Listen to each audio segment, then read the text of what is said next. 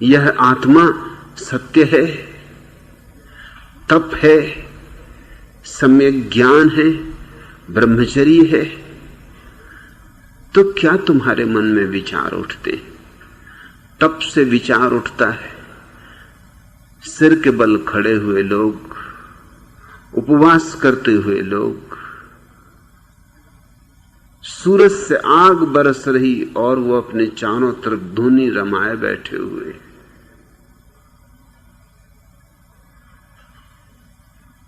तब से तुम्हें क्या याद आता है? कांटों पर लेटे हुए लोग, सर्दियों में बर्फीली नदियों में नग्न खड़े लोग, कि गर्मियों में जलती हुई रेत पर पालथी मारे हुए बैठे हुए लोग, जटाजूटधारी, शरीर के दुश्मन, अपने को गलाने में लगे, सड़ाने में लगे, इस तरह के आत्महंताओं की याद आती। तब शब्द को सुन के ही याद आती उन लोगों की जो अपने को कष्ट देने में कुशल है। दुनिया में दो तरह के हिंसक हैं। एक वे जो दूसरों को सताते हैं, ये छोटे हिंसक हैं, क्योंकि दूसरे को तुम सताओगे तो दूसरा कम से कम आत्मरक्षा तो कर सकता है, प्रति उत्तर तो दे सकता है, भाग तो सकता है, पैरों पर गिर के गिड़गिड़ा तो सकता है, कोई उपाय खोज सकता है, रुस्बत दे सकता है, चापलूसी कर सकता है, सेवा कर सकता है, गुलाम हो सकता है। और दूसरे तरह के वे आत्महिंसक हैं जो खुद को सताते हैं। वहां कोई बचाव नहीं, वह हिंसा बड़ी। अब तुम खुद ही अपने को सताओगे तो कौन तुम्हें बचाएगा, कौन प्रतिकार करे? अपना ही हाथ अगर आग में जलाना हो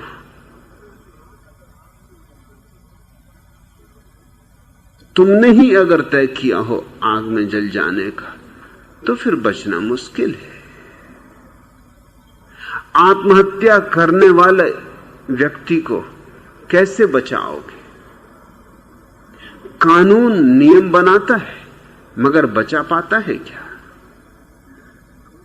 कानून बड़ा मूढ़तापूर्ण मालूम पड़ता है।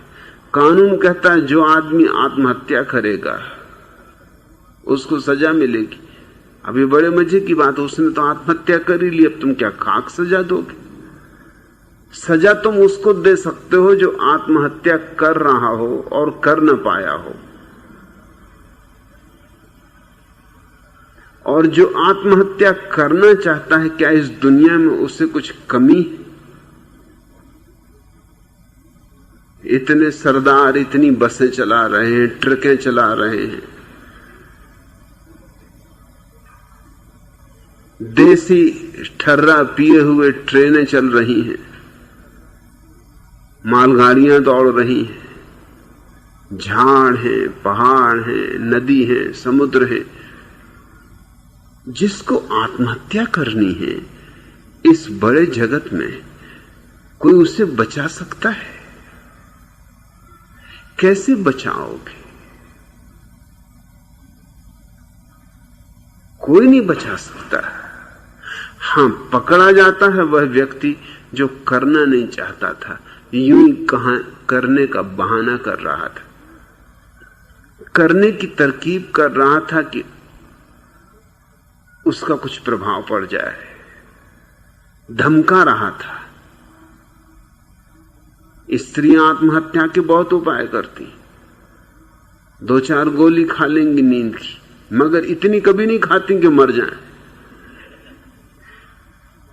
इतनी ही खाती हैं कि तुमको थोड़ी मुसीबत में डाल दें, कि अब डॉक्टर को बुलाओ, कि पुलिस से छिपाओ, कि अब डरो उनसे, कि अब दोबारा तुमने जो भूल की थी अब ना करना। अब उनकी मान के चलना, ये उनकी तरकीब है, ये गांधीवादी तरकीब है, अपने को सता के तुम पे कब्जा पाने की। तब से तुम्हारे मन में क्या ख्याल उठता है, तब शब्द तुम्हारे भीतर कौन सी आकृतियां उभारता है?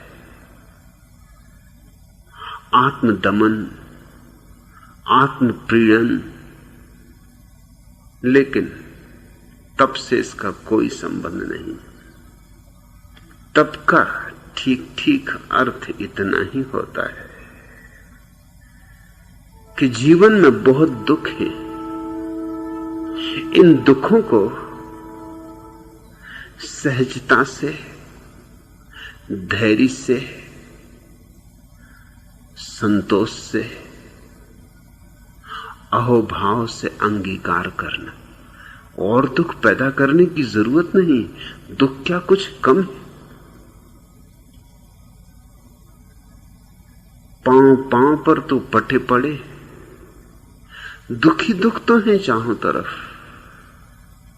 लेकिन इन दुखों को भी वरदान की तरह स्वीकार करने का नाम तप है। सुख को तो कोई भी वरदान समझ लेता है, दुख को जो वरदान समझे वह तपस्वी है। जब बीमारी आए उसे भी प्रभु की अनुकंपा समझे, उससे भी कुछ सीखे। जब दुर्दिन आए तो उनमें भी सुदिन की संभावना पाए। जब अंधेरी रात हो तब भी सुबह को न भूले। अंधेरे से अंधेरी बदली में भी वो जो शुभ्र बिजली कौंध जाती है उसका विस्मरण ना हो। कुछ दुख आरोपित करने की जरूरत नहीं। दुख क्या कम है? इसलिए मैं अपने सन्यासी को नहीं कहता कि संसार को छोड़ो, जंगल में जाओ, अपने को सताओ। संसार में कोई दुखों की कमी है कि तुम्हें जंगल जाना पड़े? यहां तरह तरह के दुख हैं। जीवन चारों तरफ संघर्ष, प्रतियोगिता, वैमनस्य, ईर्षा, जलन, द्वेष, इन सब से भरा है। एक दुश्मन नहीं, हजार दुश्मन। जिनको तुम दोस्त कहते हो वो भी दुश्मन। कब दुश्मन हो जाएंगे कहना मुश्किल है। मैकियावेली ने अपनी अद्भुत किताब प्रिंस में लिखा है कि अपने दोस्तों से भी वह बात मत कहना जो तुम अपने दुश्मनों से न कहना चाहो। क्यों? क्योंकि तुम्हारा जो आज दोस्त है वो कल दुश्मन हो सकता है। मैकियावेली पश्चिम का चाणक्य है।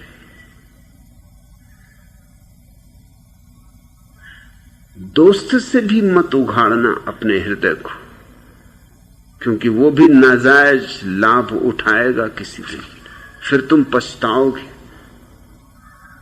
यहां तो सब तरफ कांटे ही कांटे हैं।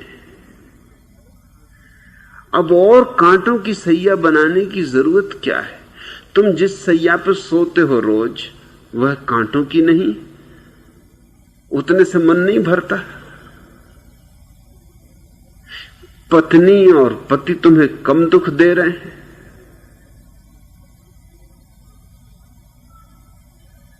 मैंने सुना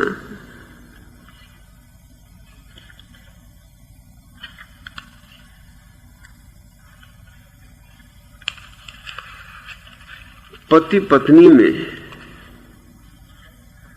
पति के देर से घर लौटने पर झगड़ा हो रहा था। पत्नी बोली, अगर आप आइंदा रात 9 बजे के बाद आएंगे तो मैं आपको छोड़कर किसी और से शादी कर लूंगी। पति ने कहा तब तो पड़ोस वाले गुप्ता जी से ही कर लेना। पत्नी ने आश्चर्यचकित होते हुए पूछा, गुप्ता जी से ही क्यों? पति ने शांति से उत्तर दिया, मैं उनसे बदला लेना चाहता हूं। यहां कुछ कमी है। एक दोस्त अपने संगी साथी से कह रहा था, बारिश आने वाली है, मुझे बड़ा डर लग रहा है, मेरी पत्नी बाजार गई हुई। उसके मित्र ने कहा, इसमें डरने की क्या बात है? अरे बारिश कुछ उसे गला तो न देखी, कोई मिट्टी की तो बनी नहीं। बहुत बारिश आ जाएगी तो किसी दुकान में घुस के खड़ी हो जाएगी। मित्र ने कहा, इसी का तो डर है। जिस दुकान में घुस जाती वहीं उधारी करके आ जाती।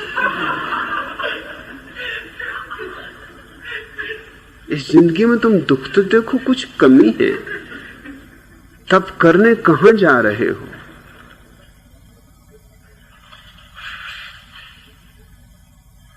डॉक्टर चंदूलाल से कह रहे थे, चंदूलाल, यह कोई पुरानी बीमारी जो आपका सुख चैन नष्ट कर रही।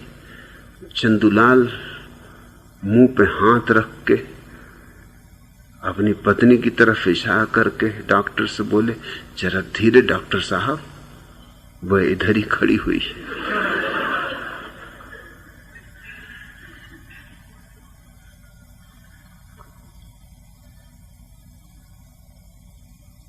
एक पुरुष और एक स्त्री पार्क में बैठे बहुत जोर जोर से बातें कर रहे थे। अचानक स्त्री उठी और पुरुष को एक चांटा मारकर गुस्से में वहां से चली गई। इतने में पास से गुजरने वाले व्यक्ति ने वहां बैठे पुरुष से पूछा, वह स्त्री क्या आपकी पत्नी थी? इस पर पुरुष ने बड़े तैस में आके जवाब देते हुए कहा, और नहीं तो क्या, तुम मुझे इतना बेगैरत इंसान समझते हो कि मैं किसी ऐरी गैरी स्त्री से चांटा खा लूंगा?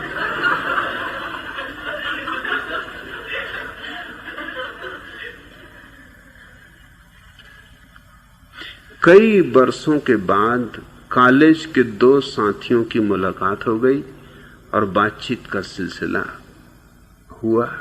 कैसे रहे इतने वर्षों तक? कोई खास बात नहीं हुई। कॉलेज छोड़ने के फौरन बाद मैंने शादी कर ली थी। ये तो बड़ा अच्छा किया। नहीं, मेरी पत्नी बहुत लड़ाका थी। ओह, इससे जीवन जहर हो गया होगा। नहीं, इतना बुरा भी नहीं हुआ। दहेज में 5,000 रुपए मिले थे, उससे तो बड़ा फायदा हुआ होगा। नहीं, उस रकम से मैंने दुकान कर ली, लेकिन बिक्री ही नहीं होती थी, तब तो बड़ी मुसीबत रही होगी। नहीं, बुरा भी नहीं हुआ।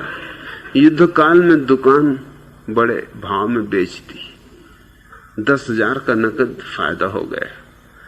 यह बहुत अच्छा किया तुमने। नहीं, इतना अच्छा भी नहीं हुआ। उस रकम से मैंने एक मकान खरीद लिया और मकान में आग लग गई। यह तो बड़ी बदकिस्मती रही। नहीं, इतनी बदकिस्मती भी नहीं रही, मेरी पत्नी भी उसमें जल गई। यहां जिंदगी में क्या कमी है?